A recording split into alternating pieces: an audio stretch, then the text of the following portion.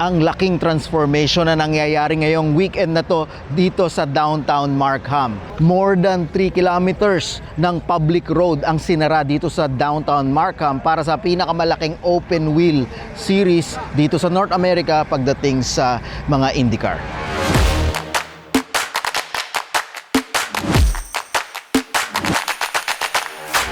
Nakakapanibago kasi ito yung mga same na daan na dinadaanan ko na ngayon ay nilagyan nila ng mga barricade at talagang up close yung mga spectator.